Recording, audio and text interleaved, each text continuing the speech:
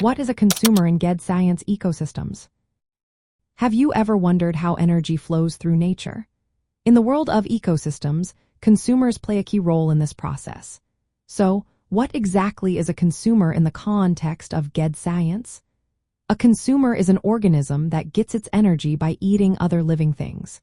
And like producers, which can create their own food using sunlight, consumers relying on other organisms for their energy needs.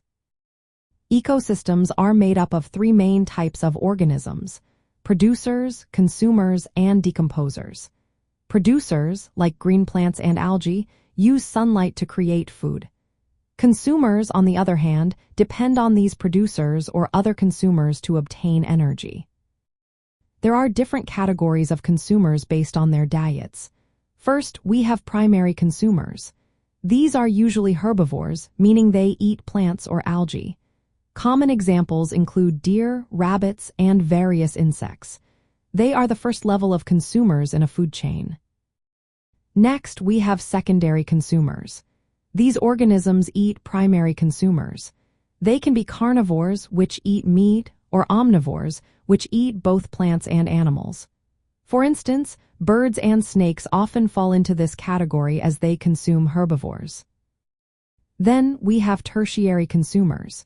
These are the top predators in an ecosystem, feeding on secondary consumers. Examples include wolves and hawks, which play a vital role in controlling the population of other animals. Omnivores are another interesting group of consumers. They eat both plants and animals, allowing them to fit into multiple levels of the food chain.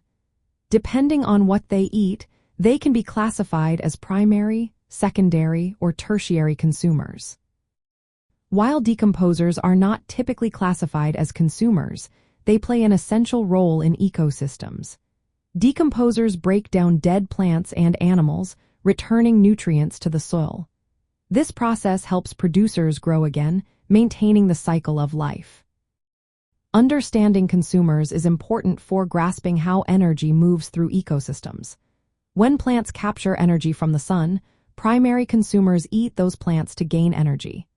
Then, secondary consumers eat the primary consumers, and this chain continues. This flow of energy creates a food chain or food web, illustrating the connections between different organisms. In summary, consumers are vital for the balance of ecosystems. They help transfer energy from one level to another, showing how living things depend on each other.